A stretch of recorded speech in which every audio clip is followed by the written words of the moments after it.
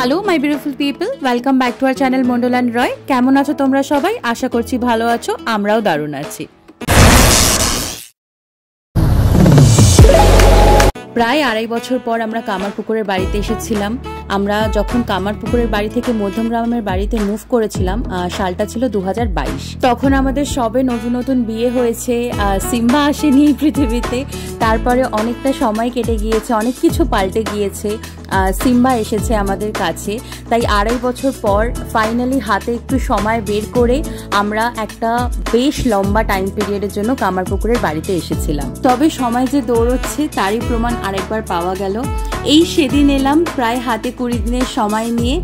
আজ প্রায় 20 দিন পর এবার মধ্যমগ্রামের বাড়িতে ফেরার পালা। আনন্দের দিনগুলো খুব তাড়াতাড়ি কেটে যায়, সেটাই হলো। এই 20 দিন যে কিভাবে কেটে গেল বুঝতেই পারলাম না। বাড়ি ফেরার সময়ও এসে গেল। বেরিয়ে সবার প্রথমে গাড়িটা একটু ধুইয়ে নেওয়া হলো। গাড়ি আর বাইক মিস্টার রয়ের খুব শখের। গাড়ি বা বাইকে যদি একটু ধুলো লেগে থাকে ওর একদম সহ্য হয় না।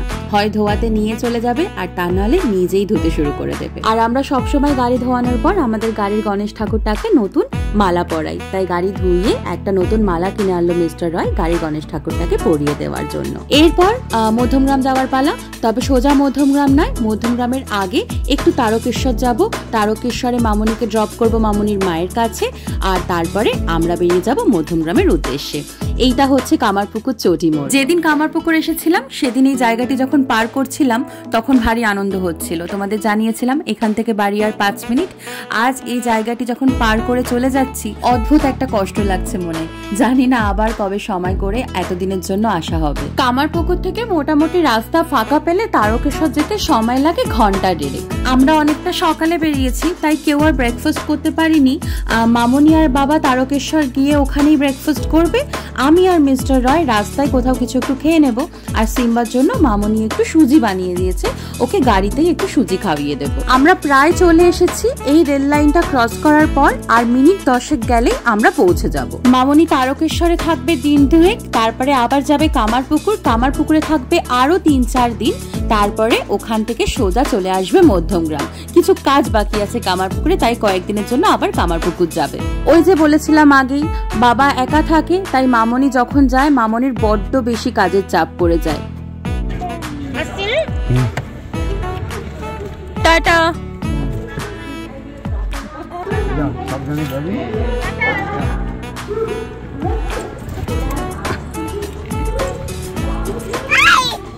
দাঁড়াও।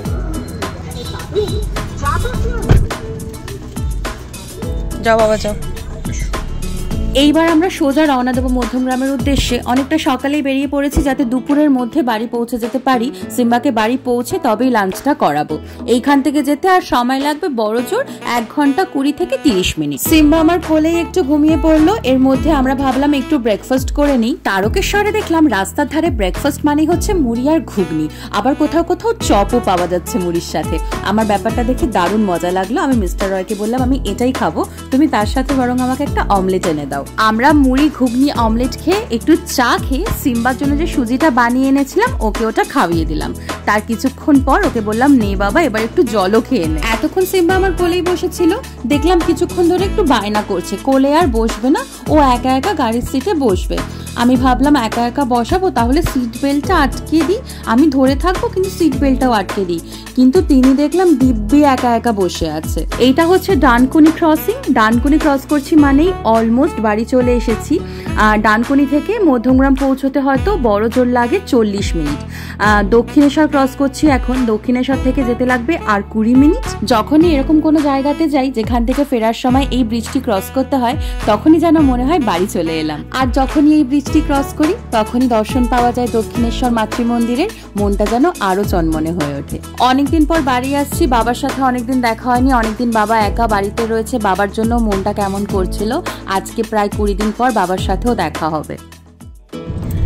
আজ প্রায় 16 দিন পর সিম্বা মধ্যমগ্রামের বাড়িতে ফিরছে। ও হওয়ার পর ও কোনোদিন মধ্যমগ্রামের বাড়ি থেকে এতদিন বাইরে থাকেনি। আজকে ওর রিয়াকশন কেমন হবে এতদিন পর বাড়ি ফিরে সেটা আমি তোমাদেরকে দেখাবো। মাম্মা কোথায় যাচ্ছ? কোথায় যাচ্ছ মাম্মা? মণিমার দাদাই কোথায়? মণিমার দাদাই কোথায়? তুমি কোথায় যাচ্ছ? বুঝতে পারছো না? বুঝতে পারছো না মাম্মা? দাদাই কোথায় গেল? নাই নাই, তুমি এখন কোথায় যাচ্ছ বলো তো? হ্যাঁ, বাড়িটা মনে আছে না ভুলে গেছো সোনা? এই যে আমরা চলে এসেছি, এই ডান দিকের রাস্তাটায় ঘুরে গেলেই বাড়ির রাস্তাতে ঢুকে পড়বো। এখান থেকে বাড়ি পৌঁছতে লাগে আর 5 মিনিট। কোথায় এলাম মাম্মা? কোথায় এলাম এটা? কি গো, দিকটা দেখুন। কোথায় এলে এটা?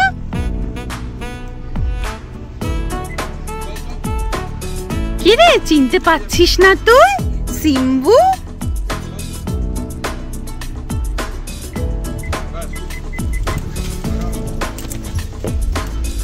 কতদিন পর মাম্মা, কোথায় এলাম বুঝতে পারছো না?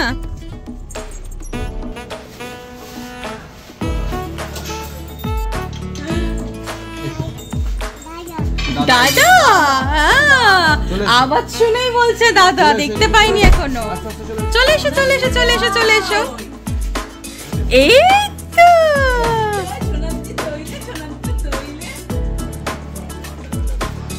এটা হামু দিয়ে দাও, এটা হামু দিয়ে দাও, এটা হামু দিয়ে দাও। ওলি বাবালে। বাড়ি আসার পর আমার সবার প্রথম যার দর্শন প্রয়োজন হয় সে হচ্ছে আমার গপু বুড়ো। অনেকগুলো দিন পর এতদিন ওকে না দেখে থাকলাম। আর এদিকে বাড়িতে ঢোকার পরেই সিম্বার আর সিম্বার দাদুনের নানান ধরনের গল্প শুরু হলো। দুজনের কত কথা কত গল্প এই 15-20 দিনের জমে আছে। বাড়িতে এসে চটপট ওকে স্নান করিয়ে দিয়ে লাঞ্চ করাতে বসিয়ে দিলাম। মাম্মা, হাম করবে এখন তুমি? হাম হাম করবে? খিদু পেয়েছে তোমার?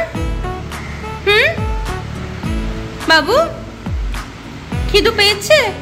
বাবা আমাদের জন্য সবটা রান্না করিয়ে রেখেছিল, তাই খুব একটা অসুবিধা হলো না। তবে সিম্বার মনটা একটু খারাপ হয়ে গিয়েছিল, কারণ বাড়ি থেকে যখন বেরিয়েছিল তখন মণিমা আর দাদাই ছিল, আর এই বাড়িতে এসে যখন পৌঁছলো তখন মণিমা আর দাদাই ছিল না, তাই ওর মুখটা একটু শুকিয়ে গিয়েছে। আজকের ভিডিও তাহলে এখানেই শেষ করছি। ভিডিওটা কেমন লাগলো অবশ্যই কমেন্ট করে জানিও। যদি ভালো লেগে থাকে তাহলে একটা লাইক করে দিও, আর যদি হও নতুন সদস্য আমাদের চ্যানেলে তাহলে সাবস্ক্রাইব করে দিও আমাদের চ্যানেল মন্ডল অ্যান্ড রয়, আর ক্লিক করে দিও বেল আইকনে সব নোটিফিকেশন সময় পাওয়ার জন্য। আজকের মতো তাহলে সকলকে বিদায় জানাচ্ছি। খুব শিগগিরই আবার দেখা হবে আরো অনেক নতুন নতুন ভিডিওস নিয়ে।